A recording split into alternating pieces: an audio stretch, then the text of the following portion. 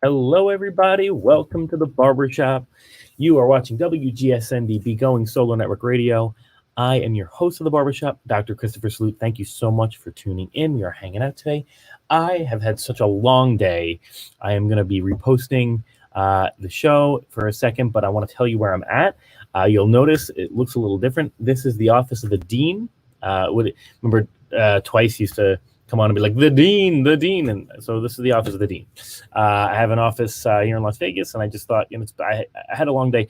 There are some days that let me clarify this. There are some days in which I put 8 or 9 hours of work in. That's what we call a short day. That is a short day for me. And when I have a short day, like I did yesterday, my Wi-Fi cut out. I wanted to spend time with somebody yesterday. I wound up cutting my day short. And when I have a day like that, I tend to get a little ticked off that I didn't get what I wanted to get done. I also slept in today. I slept till 7 a.m. today. And it's like maybe like 7:15. I don't remember. For me, that's super, super late. I am a 5 a.m.er. I'm in the Sunrise Club. I love it. So I woke up late, and I got to the office around 8:30, and I was just like, you know what? I'm gonna stay at the office. I just had a long day. I put in a lot of work, and so thought, you know what? Wear my suit and tie, do the show. It'll be fun. Do it for my office setting. So please bear with me. Talk amongst yourselves if you don't mind, while I share. I love sharing the show, right? I'm gonna share the show with a couple of folks, a couple of different groups. We're live. What's funny too is like you've got all these hours and hours and hours long days, like really long day. I'll tell you what, when I have a day like today, it doesn't really faze me. It doesn't get to me to the point where I'm exhausted. I do get a lull throughout the day where I was like, man, I could really use a nap or whatever. What I wind up doing is I always pop some vitamin B. I've always got my vitamin B in my desk drawer, and I've always got some of my other supplements that I use. It's like all my natural stuff, and it really just, after I do that, I drink some water, always drinking water, and then I'm fine. So it's very interesting. I don't wind up having an issue with energy. And now when I go home tonight, I'm going to be crashing. I'm going to hit the gym. I'm take my dog for a walk, and I'm definitely going to crash and go to bed and wake up at my normal 5 a.m. tomorrow, because that's what I love to do. But no, it doesn't. I'm usually pretty okay. So that being said, I just want to share with one or two more groups. I think my groups are kicking me out, because I think I get a shorter and shorter list of groups that I'm friends with. But what are you gonna do, right? It is what it is. If I don't use social media to engage in a way that, how do I say this? I'm not trying to make new friends. You know what I mean? I'm not trying to join groups so I can make new friends. I'm really trying to use social media in a way that is, what's the word? I use it for networking reasons, right? To connect with people with, Jackie says water. Thank you so much, Jackie. Absolutely.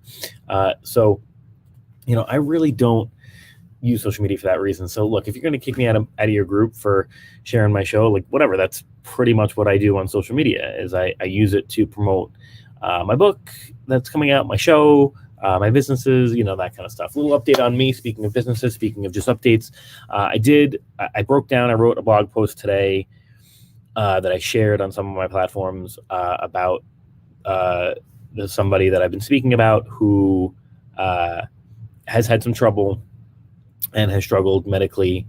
And so, I reflected on it. I thought that it was the right thing to do. People might come back and say it's the wrong thing to do. It's self-serving, or, there was a lot of my personal information in that post. I tried to be as,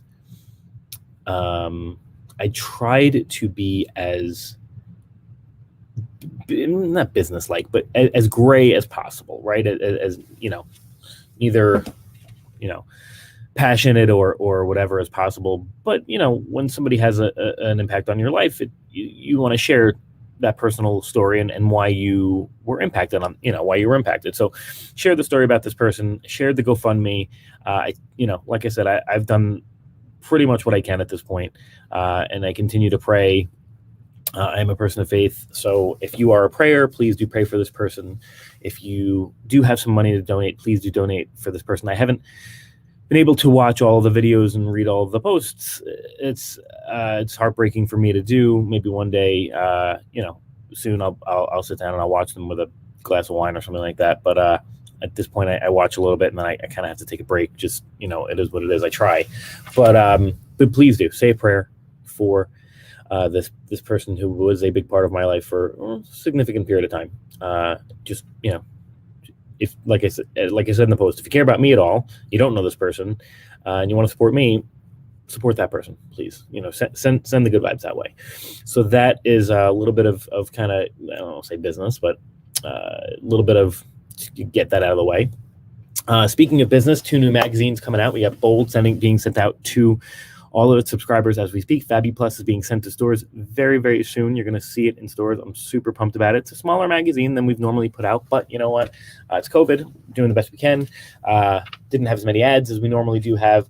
Do have an incredible sales staff who we've just hired for Fabi Plus. So I'm really, really excited about getting them started. I think they're all going to make a ton of money because people really like to support this Fabi Plus magazine. It's in a lot of stores, so people really like that exposure. It's a good thing. It's a good thing for your business. Speaking of good things for your business, I am going to shamelessly plug the show. Cece, who always runs on the ones and twos, and I were just chatting, and it's time. It's time to support the show. If you've been watching the show, if you're a small business owner, if you want exposure, we produce ads for the show. We really like to do that for folks, and it helps us get paid. I mean, we put in a lot of time and energy. I prep for the show at least an hour and a half, 2 hours a week, and then we do the show. Cece is exhausted. I mean, Cece should be retired, but I don't know what kind of crazy person wants to work when she's retired. And then I think to myself, you're pretty crazy. You'll probably do the same thing. But support the show. It's not very expensive. Reach out to me. Reach out to Cece. That being said, let's talk about our topic tonight. I got through that pretty quick. Usually it takes me about 10 minutes to get through that. No, 7-8 minutes is about my normal runtime. Let's talk about the topic of the show, which is double standards. And, I wanted to approach this in a way that I'm going to try to approach it in a way that's unbiased. But I have my own biases because I've experienced my own biases, and I do research on these biases, and everything you could possibly think of, right? I feel like, speaking of double standards, I feel like I don't look that great tonight with this angle. But what are you going to do? So there are a couple of double standards that I want to talk about. By the way, coming up in the next couple of weeks before we get into that topic, we're going to have a couple of guests on the show, and then a lot of folks have said they want me to do a show on plus-size reality television, so we will do a show on that as well. So there's a couple of things I want to talk about with regard to double standards. And, I want to bring in my own experience, as I always do, and I always use amograms, right? So you'll see, when I speak about somebody, it's not really like one person, right? It's just kind of a conglomerate. And these things have happened to me multiple times. So if you think I'm talking about you, I'm not. I'm probably talking a fraction about you and 95 other people that it's happened to me before. So believe me, when you interact, I am an extrovert's extrovert. When you interact with as many people as I do, or have in my life, because I don't anymore, I try to keep my circle small, it happens, right? So I'm going to talk about my own experience. I'm going to talk about some of my research, specifically plus-size women versus plus-size men.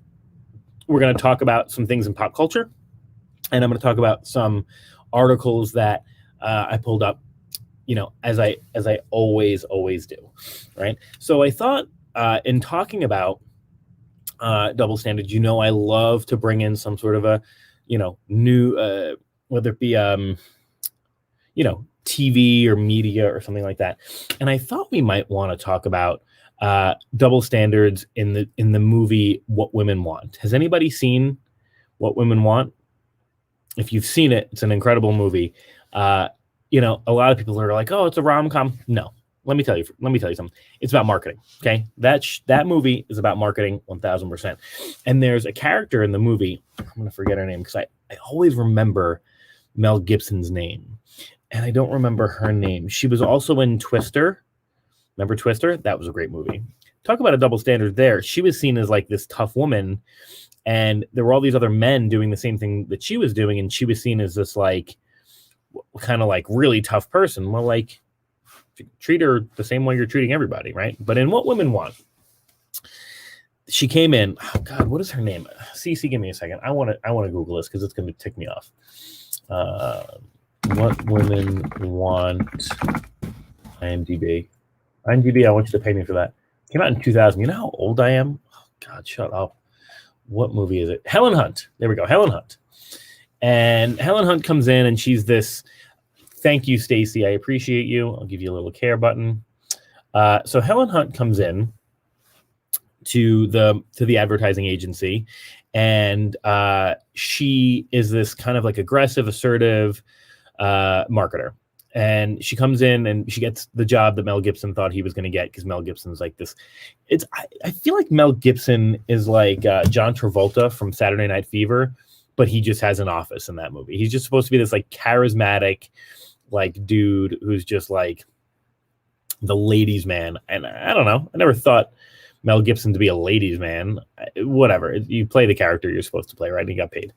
But Helen Hunt comes in. She gets the job that he thinks he deserves, and she gets it because she's a no BS kind of person, right? She's super assertive. She's aggressive. She's definitely a dominant person, right? And you know, and this is not, I mean, you could do any single TV show or movie. You could talk about this. She just, you know, she's a man eater. She's a boss lady. She's aggressive. All right, dude. She's aggressive. Like, she's aggressive. If a dude came in and had that same role, you wouldn't be like, well, he's a killer. You'd be like, all right, he's a dude. Like, he's a boss. Like, let him do his thing. Let him do his thing. And so, you know, that's kind of the show that I think about. It's the first show I think about when I think about double standards. And there are other double standards kind of in that movie that play out. You know, it's cool. Well, is it though? You know, I was going to say it's cool. It's okay for women to take on like masculine characteristics, sometimes like the tomboy, but when he takes on these feminine characteristics, right? You know, the first thing you're thinking of is like effeminate, homosexuality, that kind of stuff. No, dude, like you're just taking on you're just a sensitive guy. You know, we'll get into my personal history in a little bit, but you want to talk about double standards. Now, believe me when I tell you, women who were the tomboys, you know, the athletes or whatever, they more athlete, you know, more masculine qualities than just being an athlete, but they did not have an easy time in school, at least where I grew up. But I would say it's hard because I lived it. You know, me being a more feminine, kind of sensitive kind of a guy, you know, I would categorize myself as like a metro guy. You know, I groom a lot. You know, somebody had mentioned the colors of my suit today. I was like, yeah, you know, I pay attention. Funny enough, it was somebody who was stereotypically like that tomboy character in my life. And I commented on it, and I shouldn't have. I was about 13 years old. She got mortally offended, as she should have, because I was stupid to say what I said. You know, just basically alluded to her being a tomboy. We became friends, and she's the one who taught me how to color coordinate, like coordinate your hat to your shorts and that kind of stuff. So I got some compliments on my clothes today. But you know, being kind of a sensitive guy, I did get that very effeminate, or is he gay? I can't tell you how many times. Cannot tell you how many times I've been categorized as a gay man because I know how to dress and I'm sensitive. Dude, I will cry. I will cry at any movie you put on the screen that is cryable. First of all, you give me a father-son moment. I don't know why. My mother passed when I was young. You would think I would cry like at Bambi and stuff like that, and I probably do. But when a father and a son, and my dad and I he's alive and well. We have a great relationship. I cry like a baby when there's a father-son moment. And I don't care. Like, I've been on first dates before, and it's not like I'm trying to get like some brownie points by being sensitive. I don't think that's a good thing on a first date. But I'm like, I'm, could you could you just pass the, the juju, I just want some juju fruits, please. Like, I'm trying to mask that I'm crying and eat some candy because I'm crying, like when, whatever, when Henry Rowan Gardner doesn't have a father in Rookie of the Year, so you get miscategorized, and there, I think that there is a double standard. I do think, and you can correct me because I've lived it. I do think that a man with more effeminate qualities tends to be a little bit more noticed than a woman who's a little bit more tomboyish or has masculine qualities. But again, we started the show out with Helen Hunt being called a man-eater or whatever because she had some masculine qualities, which were, aggressive, assertive, dominant, business heavy. So you can go either way. This whole show, what we do, right? We're going to talk about this whole show, and I'm going to have one way of talking about things. And then by the end of the show, I'm going to go, well, I guess everything I said was wrong because now I'm seeing things a totally different way. And that's what you're here for, right? To watch my personal growth. Thank you. It's cheaper than a therapist. And if you buy some ads, Cece and I will actually get paid for it. Thank you for coming to my TED Talk. So we're going to talk a little bit about a couple of things that I've seen in the news and some research studies. I want to start. I want to start with two research studies that I've come across, or just kind of things in research, and not necessarily studies. The first is, me, my history, that I typically date plus size women. Typically, I mean, that's all I date, right? That's all I date. I've decided to try to get back into the dating scene. It is challenging. And, trying to explain that to people, really tough. So, like, what's your type? Well, you are. Oh, you like blondes? No. I date plus size women. Oh, it's a fetish. No, it's not. I don't know what it is. Like, you call it a fetish if like broccoli is your favorite vegetable. Like, I don't know what to tell you, So, but I also do research in that topic, and I own very many plus size empowerment businesses, and some of the bits of research that I do allude to and very much directly correlate size to female size to lack of respect and lack of pay in most industries. The moral of the story is men, and you'll see this, and we talked about this last week in our show, men typically are going to be rated in any way, shape, or form, whether it be professionally or not, solely on their resume, right? If you're hiring a man, you're going to look at their resume. If you're hiring a woman, you're typically going to look at their resume and what they look like. It's just kind of the way it's been. Why? Well, there's a lot of reasons. One of the big reasons is that there's not enough females in leadership. Why aren't there enough females in leadership? We can get into research on that. Maternity leave, glass ceilings. They're really, there are 1,000 reasons, infinite amount of reasons that there are not enough women in leadership. The same reason that there are not enough people of color in leadership positions, right? And so the hiring is typically done by this guy, old white dude. And what's an old white dude think? Probably doing it subconsciously. I hope he's doing it subconsciously at the very most, but he's going to look at somebody's attractiveness. Should he be? Absolutely not. That's not the way you hire. I specifically, when I hire, look for inclusion. Because I look for people who think differently than I do. I specifically, because I tend to hire people that I like to sell, whether it be for my magazine or even in my academic roles. I want a director who can sell. I want a professor who can sell. Bring me 5 students every year, right? I look for them to be in communities that I'm not, to see blind spots that I don't have, to both educate me and to access those communities that they've lived their whole lives in, that I can't gain access to and would never want to or try to, right?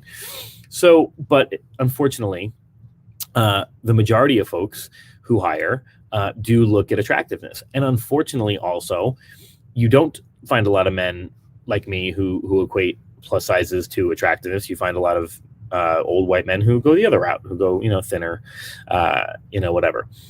So there's a direct correlation, unfortunately. So double standard, direct correlation between plus size women and not getting hired versus plus size men who do get hired. Why do they get hired? What's the double standard there? Nobody's looking. They're looking solely at your resume. They're looking solely at your accolades. They don't care.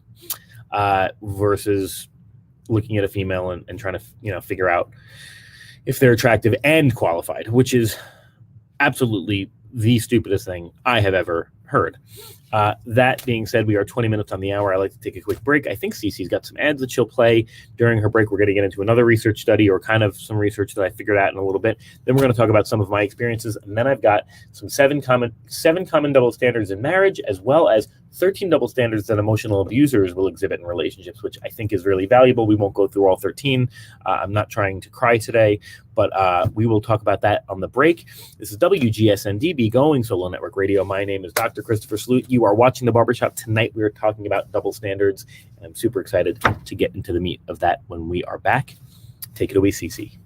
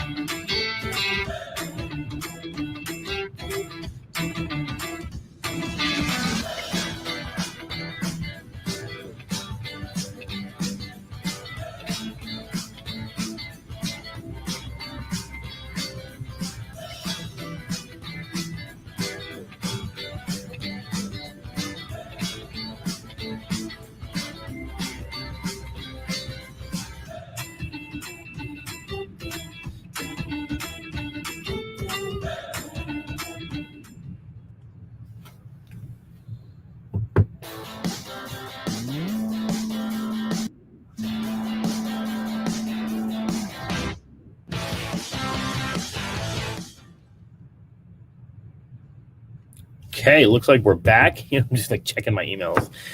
I gotta get a better system of figuring out what the when the commercials end. But you are watching WGSN-DB, Going Solo Network Radio. I'm your host, Dr. Christopher Sloot. You are watching The Barber Shop. Thank you so much for hanging out with us. Super excited to go over double standards. If you ever see me checking the screen out, I'm either looking at my notes or I'm looking actually at my show. Handsome looking dude. I don't love the angle. Got to figure out a better way to do this. I like that down angle. It gets the jawline. It gets the jawline. So I'll have to bring that if I ever do a show from the office again. So we're talking about double standards. I was telling you about one of the research studies that I've seen, or just general research that I've seen, which basically says the worth of a woman is a combination of her resume plus her looks, while the worth of a man is just basically his resume. Definitely a double standard and terrible. Is it something that we can change? Not without a lot of reform and female leadership is the way it goes down. But I want to tell you about another double standard that I thought was very interesting. I want to Google this. I should have Googled it before, but let me see. Hold on.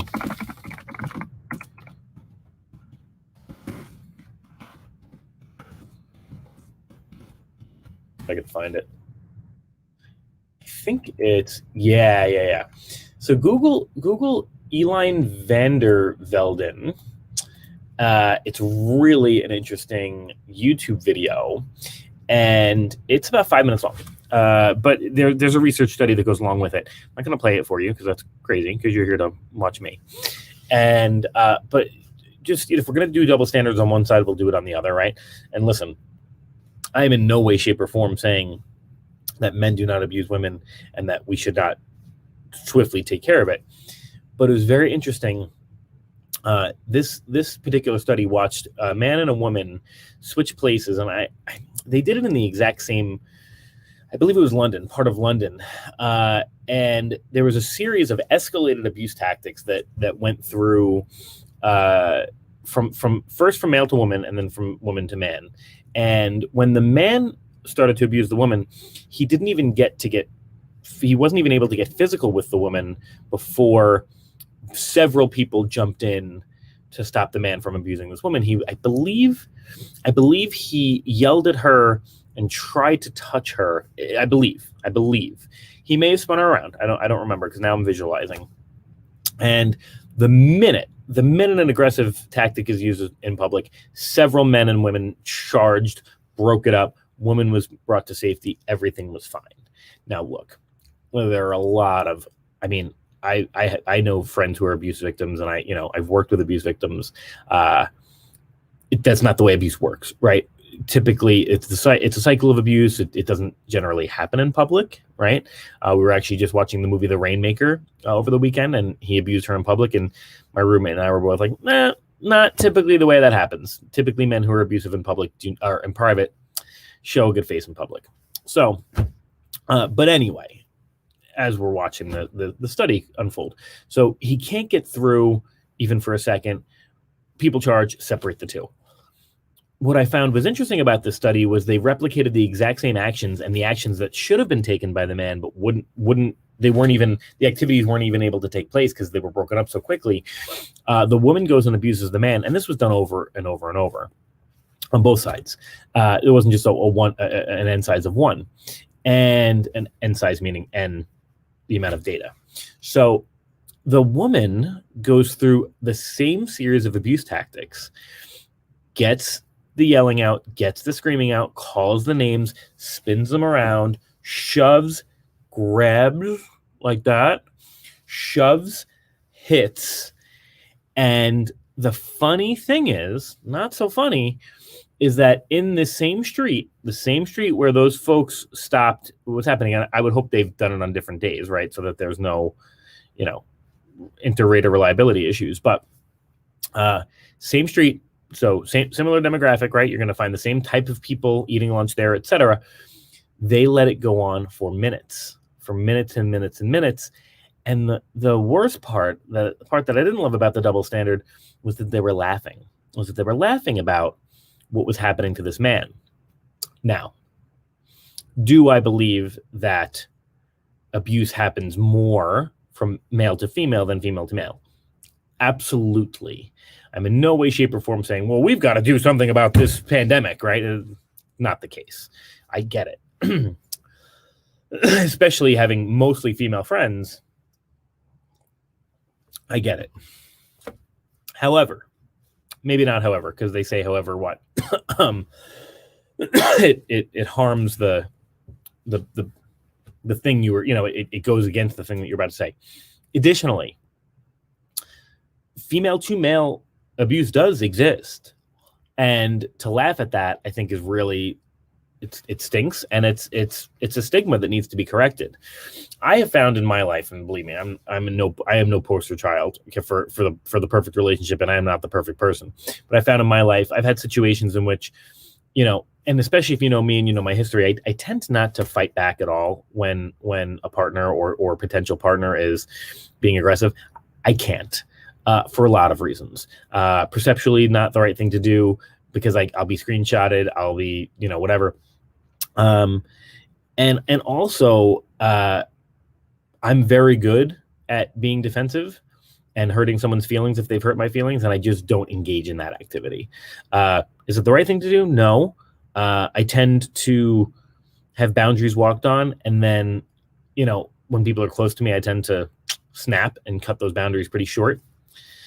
Something I'm working on. But I have found, and I'll tell you some stories, the things that people have called me, have harassed, 14, 15, 25 messages in a row, phone call after phone call, overnight, 25, 35, 40 phone calls overnight to tell me that I'm terrible, awful, nasty names, calling my home, calling friends and family, texting my charities, and it gets pretty bad.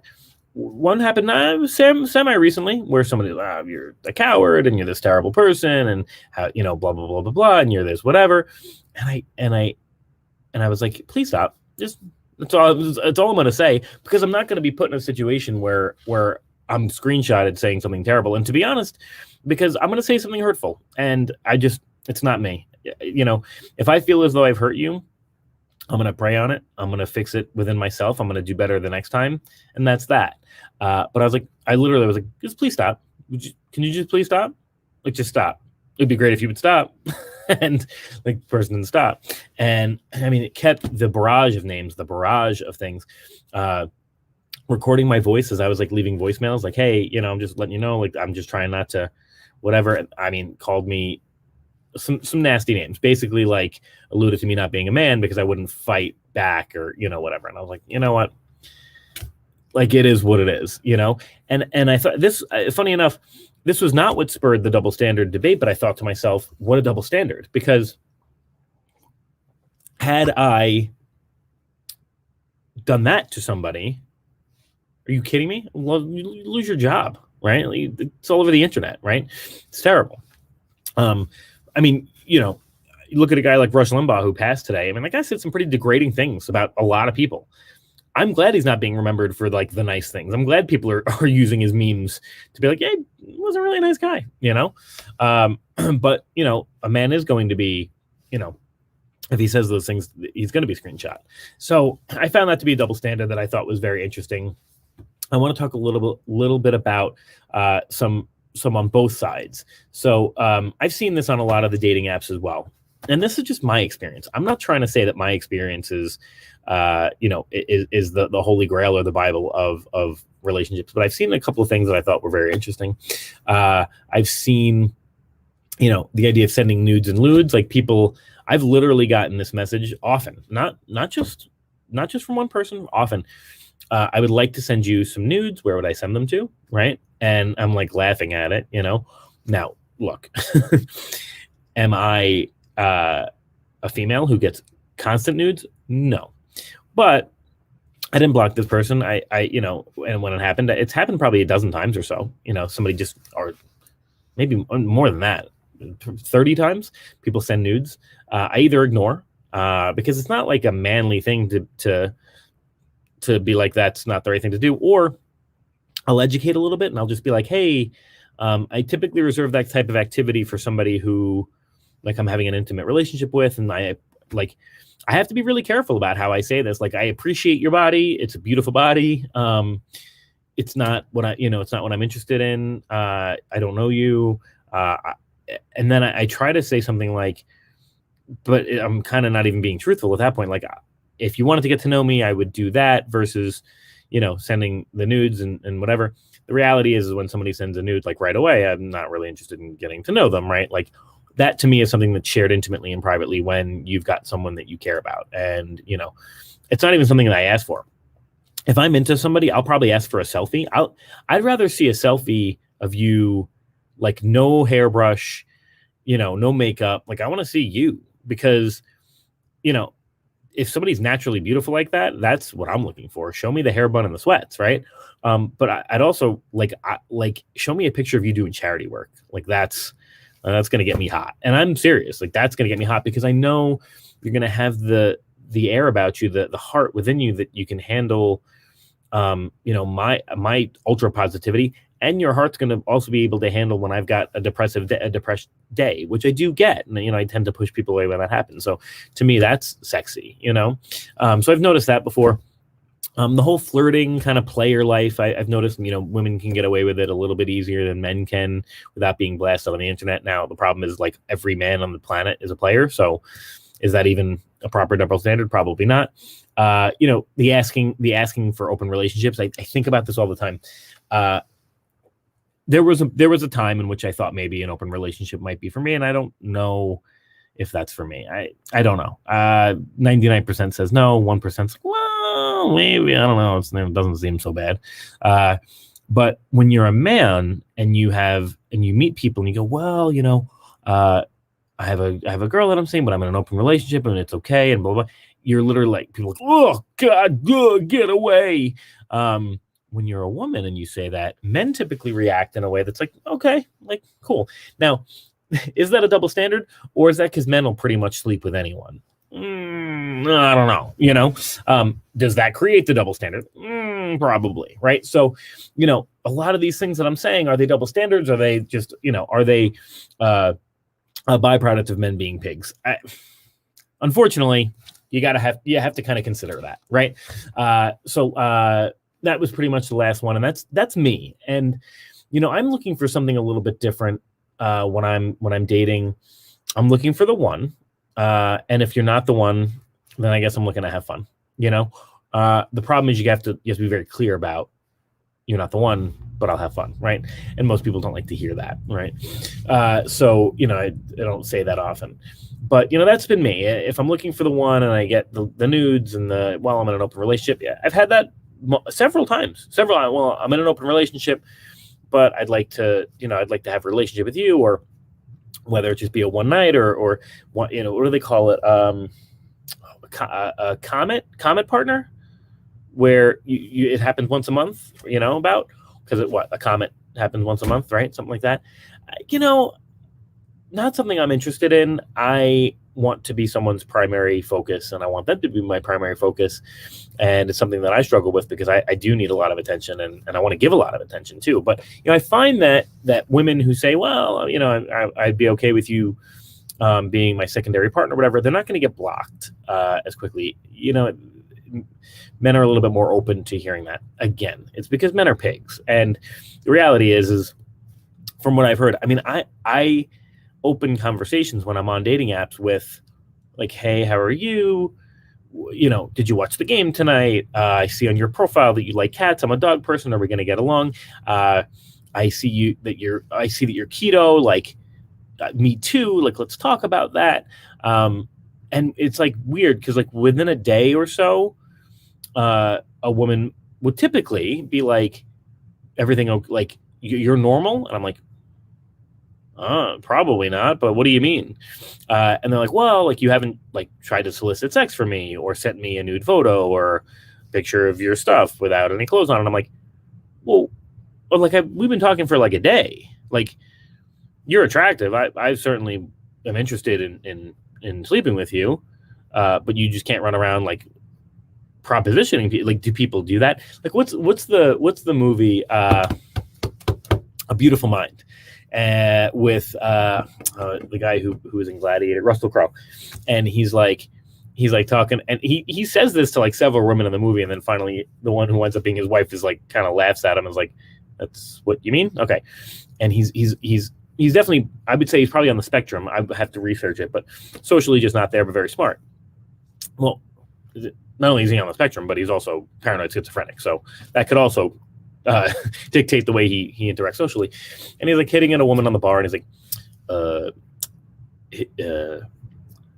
social constructs would dictate that I need to make conversation with you so that we can find some common grounds, and then I could learn about you, and then eventually we might have an evening of intercourse. However, I would like to skip all of those formalities and strictly skip to the intercourse if you would like to. And like, he gets slapped like 4 times on the 5th time. Like, the woman that he says it to, she's like, "Are you serious? Like, does that work?" I'm gonna laugh, and then they get married. I'm sure that's not how it happened in real life, but so a lot of these double standards I think exist because of the delivery, right? Men deliver in a way that is just like, what are you doing, guy? Really, what are you doing? Like, we all know what you're here for. We all know what men think with. Just like, try to talk about your favorite color for 4 days. Just pick any dish from an Italian restaurant and talk about why you like it, because it's going to show someone that you're a human being. So those are some of the double standards that I've seen. And again, I think it really comes down to men just not delivering it properly. I want to jump into a couple of the double standards from these websites, and then I'm going to talk about some pop culture. I thought this was a pretty good list of double standards that occur when you're being abused, which I thought were very interesting. One, flirt with others and say it's harmless, but accuse you of being unfaithful. Now, this is something I've noted in partners in general, where they think you're being unfaithful and they are in fact being unfaithful. So that's something I've noted in general, and I don't know if that's a double standard or just mirroring or projecting, something like that. Blame you for their moods or abusive behavior, but if you're upset at all, tell you it's your problem, not theirs. That's definitely a double standard, for sure. Overlook your needs and desires, but insist that you pay attention to theirs. Definitely a double standard. Keep finances separate or lie about spending, but demand full disclosure of your finances. I mean, that is sincere abuse. I mean, not only is that a double standard, it's just abuse, right? Become outraged when feeling you aren't there for them, but repeatedly let you down and leave you feeling abandoned. A lot of these two are narcissistic behaviors, other than the severity of them, because narcissists tend to be very self-centered, and I've had some narcissistic tendencies as well. It's something that I work on, but it's certainly not to this level, So I mean, this is definitely abuse for sure. And I've dated narcissists as well, who it's like you tell them that it's like, I'm trying to think of, like, you're like, yeah, it's the anniversary of my mom passing, and they're like, today you're talking about that? I had to wake up for work. I'm sorry, what? You had to what? And I've literally had that conversation with people, right? So, because my mother passed. So those are some of the kind of double standards that emotional abusers will use. Become rageful or sulk if you don't do what they want, but ignore your feelings and requests. It's pretty much the same thing. And like I said, the difference between this person and a narcissist is a narcissist doesn't like get enraged, right? A narcissist will probably ignore your feelings because they're just in their own feelings, or like ignore your attributes because they're just staring at themselves, right? It's interesting. That I would say, those are some interesting ones, the 13, and you can look them up. It's right on psychcentral.com. The other one that I think is very interesting, 7 common double standards in marriages. So meeting each other's needs. A good way to avoid this is by putting your spouse's needs before your own. When you do that consistently, you can call on your spouse to do the same. Now, this is in direct conflict, I think, with that kind of love yourself versus love your partner. But I do think this is valuable. I was on a date, kind of recently, and I'm an above and beyond kind of guy. Sorry, I'm caught up on my chair. I'm an above and beyond kind of guy. And so I went on a date, and this person was very specific about what they wanted for dinner. And I was like, okay. And they were like, yeah, I'm pretty hard to please and whatever. I was like, all right. So, try to figure it out for dinner or whatever. And I made sure I did everything that they wanted, and they were happy about it. And I was kind of ticked off that they were so demanding. Like, it was like our second date about like exactly what they wanted, and I was like, all right, well, like, can we compromise? Like, can it be like this? Can it be any kind of pizza? Does it have to be like that kind of pizza? Like, is there a dietary restriction, or, like, I just thought, like, let me plan the thing, like, let me be a gentleman. Well, she wound up giving me a gift, and it was a really thoughtful gift. And I thought, as kind of demanding as this person was about the specific things they wanted, they also made it a point to give me a gift. So I felt as though they put my needs before their own, and took some time out and got me that gift. Now, did they ask me what kind of gift I wanted and let me demand one? No, but just happy that I had gotten that gift. This one I think is very interesting. Her parents versus his parents is a double standard. Typically, in most TV shows, movies, real life, you typically see men want you to accept their parents, but don't want to accept your parents. I find that to be, very interesting. But this one says it happens to both. So I found that to be, whatever. I know my family's hard to get along with. Like, I'm not going to demand that you get along with my family, but at the same time, I may not get along with your family. I did have a partner once say, like, because my dad's like super conservative, and I had a partner be like, hold on, let me choke first. Probably an indication I shouldn't tell the story.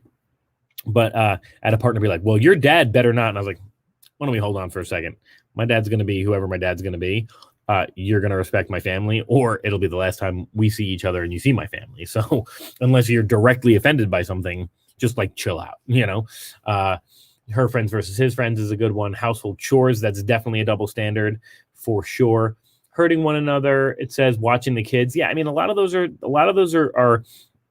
your typical stereotypical, male versus female, kind of chores that, females expected to do versus a male. Now, they probably don't get into like, men are expected to provide and stuff like that. That's kind of a double standard. I read a meme the other day that was kind of cool. It basically said, like, if you want a woman who works, then she's not taking care of your family. If you want a woman who stays home, then you better be able to provide for them, right? And it's like, you can't have the best of both worlds if you expect your person to be a human being. And I think what it boils down to in any situation, right? And this is what we go about when we talk about double standards. And I'm not the end all be all. Like I told you a couple of things from my kind of like, experiences, and I've told you some things about research. Two things I wanted to mention. I think assertive women, we kind of hit the WAP song, definitely a double standard. Okay. Do you know how many songs are misogynistic and chauvinistic and sexualized that men have sung, but it's okay because they're men? Let me tell you something. I love Frank Sinatra. Okay. Love him to death. Frank Sinatra basically says like a few things. Let's say four things. He basically says, hey, let's sleep together. Don't bother me about it. I'm probably not going to take you anywhere afterwards. And let's not make a big deal out of it. Okay. That is Frank Sinatra's entire song catalog. Okay. I love Frank Sinatra. So do a lot of people like Frank Sinatra. Okay. That dude was without a doubt a misogynist. Okay. He was. And it's evidenced by the fact that I think he slept around a lot. Okay. I would imagine he did. Okay. You're telling me you hear the WAP song and you're ticked off? This is like one song in a catalog of gajillions of songs that a woman takes her own sexuality into her, I don't even know the word. She takes hold of it, right? And she says, I'm going to own my sexuality. And like, you've got a problem with that. Okay. Meanwhile, since music has been music, men have been sleeping with women and singing about it and saying, just get off my case about it. And, every single, Biggie Smalls, Notorious B.I.G., one of my favorite hip hop artists of all time, probably top 3 or 4. I don't think there was a single song he wasn't like, and then I'm going to have sex with you and it's going to be fine and tell your friends. Like, bro, like, let it go, So I just wanted to bring WAP. I wanted to bring WAP up because I thought that was really interesting. Talk about a double standard. So we talked about research. We talked about my own experience, and I think my own experience was basically dissolved and discounted because I think it comes down to men just not delivering themselves properly, and that's why the double standard exists. We talked about in movies and TV shows. We talked about some articles as well. And I think what it comes down to be honest, is it comes down to each individual. And I've said this before. I don't know if I've said it on the show, so let's get it out there. We have this expectation, if we have not done a significant amount of growth, we have this expectation that the players in the script of our lives exist only when they're in our scenes, meaning they exist for for us, How many times have you met women who've been like, yeah, my wedding's going to be like this? All right, well, like, did you check? Like, do you have a wife or husband yet? Because like, you should probably ask them what they want, right? Or men who are like, I'm going to come home and this is how I want my house. Okay, well, there's a second person involved in that scenario that you probably want to talk to before you start demanding what your house is like. Do they work? Because they're probably going to want to, if they're paying for that part of that house, they're going to make some decisions about that house too. And they're also not going to take care of your kids after work, right? So we have these situations in which we think people solely exist in our imagination, but they don't. We have to check with them. They are characters in their own lives. They're living their own lives separate from us. They have their own wants, needs, desires, things that they want to do, want to be, who they want to turn into. And it doesn't revolve around what you want. So the reality is these double standards exist for one reason, I think, and that's that if you boil it down, you simply don't want to allow somebody the same liberties and flexibility that you would allow yourself. And that's kind of, I can't say the word because we're on the radio, but it's really crummy. So this is something that I've reflected on. I don't think I've engaged in very many of these double standards. I would say I had in the past had some narcissistic tendencies. So definitely putting my feelings before other people and that kind of stuff, but wouldn't have even called myself a flat out narcissist. I've dated narcissists for sure. But I would say that that's something that I've worked on for sure are those double standards. But I've also lived those double standards as well. So folks who have, I've had exes who've stayed friends with all of their exes and been like, "You're friends with your ex? No, not even. Like, we're Facebook friends? Get out of here! Like, delete them. Are you going to delete all your friends? No, it's totally different." Okay, got it. That's just kind of how the cookie crumbled. But I think the reality is we just need to be careful, and we need to really be considerate of other people playing a role in your life, similar to you playing a role in theirs. When the scene's cut, right? When the scene's over, and scene, you go backstage, they go backstage. They're going backstage to their own life. They have their own wants, needs, and desires the same way you have your own wants, needs, and desires. And you need to allow them some grace, some flexibility, and some liberties to make the decisions that you yourself want to make. And I think that's what it boils down to. So what did we learn today? We learned that double standards exist. We learned that most of the ones that I thought existed for female to male are really just men's fault anyway, because we don't deliver things properly. And research is king for sure, because, or queen, double standard. Research is royalty, and that we should definitely value that above all things. Definitely check out some of these. I think this was allprodad.com as well as psychsomething.com, psychcentral.com. I mean, they're pretty basic, but read up on those types of things and try to think about your own double standards. Think about the things that you might not be allowing. I hate that word, but allowing your partner to do that you yourself are doing, and ask yourself why that might be. Is it an insecurity that you might have? Is it a projection that you might be having? Is it something that you're just, you shouldn't be doing, right? So with that, I'm your host of The Barber Shop. This was The Barber Shop on WGSN-DB Going Solo Network. I am your host, Dr. Christopher Salute. Tonight, we talked about the double standard. Next week, we're either going to have a good friend of mine, a guest, Neil, or we'll talk about reality TV with regard to the fat community and the plus size community. And don't forget, if you want to buy some ads, please do. As I've mentioned prior, please do say a prayer for that former special someone in my life who is just going through some medical difficulties. And like I said, please say a prayer.